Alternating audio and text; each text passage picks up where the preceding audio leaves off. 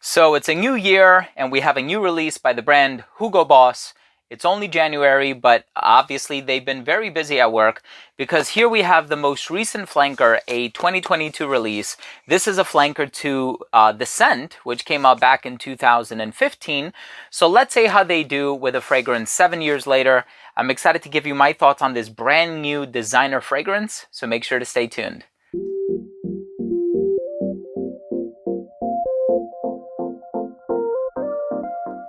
Before I begin my fragrance review of the scent Le Parfum by Hugo Boss, a fragrance that is a flanker to the original, which was released 7 years ago, I do want to mention that if you are a fan of fragrance-related content, please do consider supporting this channel by subscribing to it. It would mean so much to me. It's absolutely free. Make sure to enable all notifications by clicking on the bell icon. This way, whenever I do review brand new designer fragrances, the videos will get delivered straight to your feed. You never need to worry about missing any of my future content. And also make sure to hit the thumbs up button if you take something of value from today's video.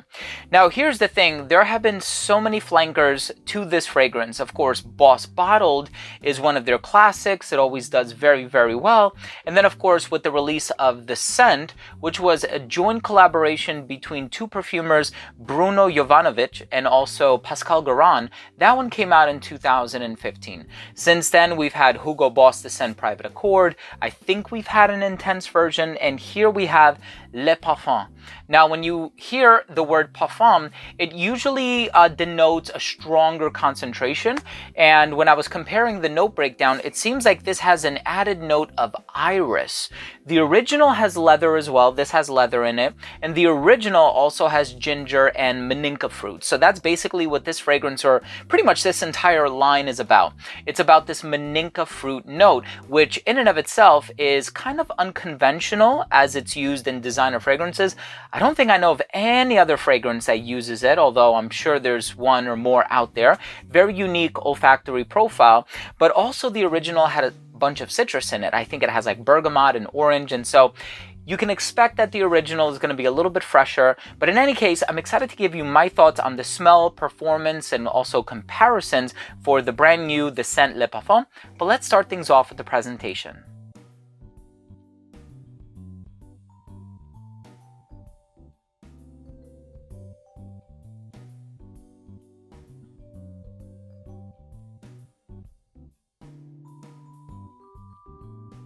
So let's start things off by talking a little bit about that maninka fruit note. So what the heck is it, right? Maninka fruit, and I looked it up online because can't say I've ever had it, can't say I've ever smelled maninka fruit essential oil, if such a thing exists. So I was looking it up online, and as it turns out, it has a smell that is similar to strawberries dipped in chocolate. Now, I don't know about you, but that sounds pretty darn good, right? Very sort of Valentine's-esque.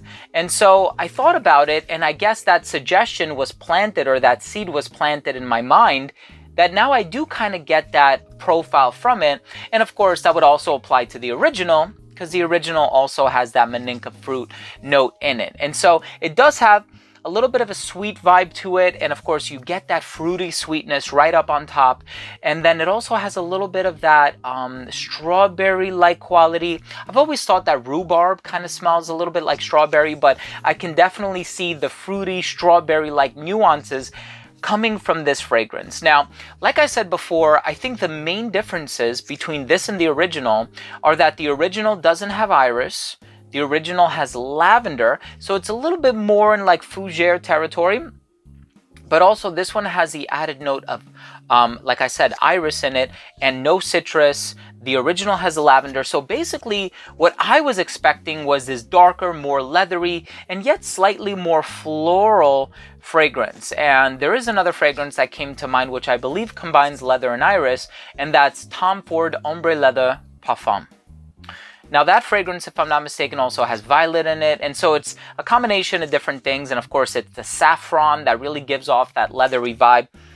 And as I smell this fragrance, I don't really get leather per se. And so I've smelled a lot of leather fragrances, and of course there's no such thing as real leather in perfumes. It's just an accord, a combination of other ingredients that give the impression of leather. Sometimes they might have some animalic ingredients in there, they might add saffron, they might put a few other spices in there if they want to darken it up. maybe some birch, maybe some cade. In the case of this fragrance, there's nothing really dark about it. I mean, I can sense a darkness in the base and something a bit weighty, something that almost kind of gives off like ambery vibes, not too sweet though, but it's not something that I would equate to the smell of leather. I hope that makes sense. And so when compared to something like, I know there's a Royal Crown fragrance, I think it's called Upper Class. That's a strong leather fragrance. Tom Ford's Ombre Leather and even Tuscan Leather, those are strong leather fragrances. Can't really say the same about this one, but I think people are going to buy this for that Maninka fruit note. Now, as far as the iris that's in here, you can smell it in the background, but it's ever so subtle. And so if you're buying it for the iris, absolutely don't. It's definitely one of the more subtle ingredients in here. Now, if I were to make just a very brief comparison, because a full comparison video might follow in the future, I would say that this one is not as fresh as the original. This one is a bit more ambery, it's a bit more warm, it has that iris note in the background, but again, it's not anything as strong as like a Dior Homme or a Valentino Uomo, or I forget what it's called. I think that's what it's called. So those are very strong, heavy iris-based fragrances.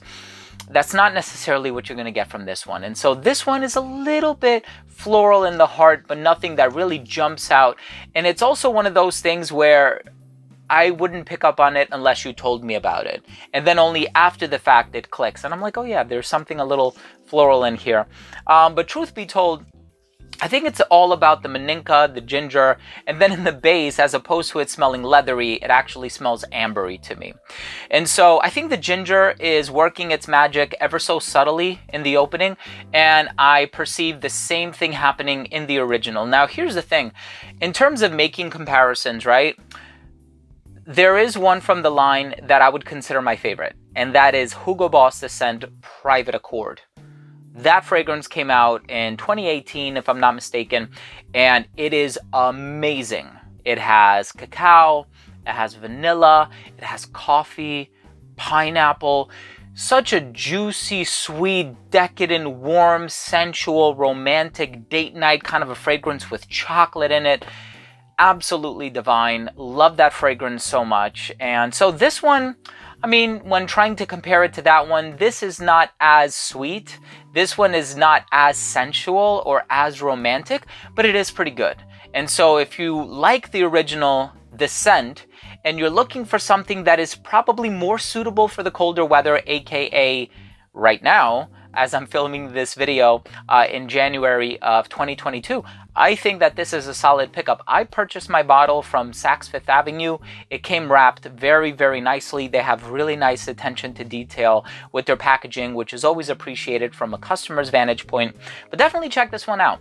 An ambery, fruity, slightly chocolatey version of the original, minus the sweetness, minus the lavender, and a little bit of a floral vibe, but if you're not looking for it, you can easily miss it. Let's go ahead and finish things off with my overall assessment.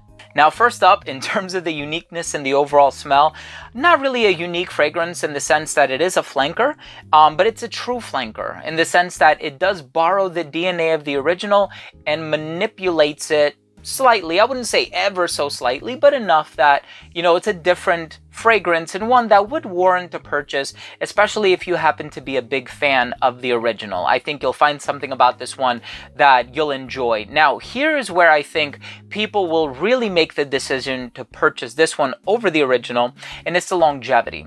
So the longevity for this one is about 8 to 9 hours on my skin, which is pretty good, and I'm guessing it's because of that leather that's in here. For me, it's more amber. I guess it's because of like that balsamic ambery quality that this one lasts a long time. The original on my skin, 6 to 7 hours from what I remember. So this one, yes, the performance is improved in my opinion. Projection was great for the first hour of application. I don't know if it ever radiated beyond an arm's length due to the fact that this one kind of lacks those bright citrusy volatile notes, but the projection is pretty consistent. So it didn't start to sit closer to the skin until about that 5 to 5.5 hour mark. So you can expect pretty good performance from this one. Versatility on this fragrance, I think it's great. I think if you reserve the original for hotter weather, you can definitely use this as a substitute for the colder weather. I think this one does give off a bit of a formal vibe, but it wasn't that expensive, so I can see myself wearing this one casually as well, especially on account of that subtle, slight sweetness that's in here. I can see myself wearing this one to a nice restaurant, date night, and I can even see this working as a clubbing scent. Although I'll be honest with you, if you have people wearing like 1 million and 1 million flankers and ultra mall to the club, I would probably go with Hugo Boss's scent Private Accord. I think that's a great clubbing fragrance. Chocolate, vanilla, coffee, amazing. But fairly versatile. I think this is going to appeal to a younger crowd though. Could be wrong. Let's see. Time will tell. And I think fragrances are subjective. So go out there, buy and wear whatever makes you happy, whatever pleases you.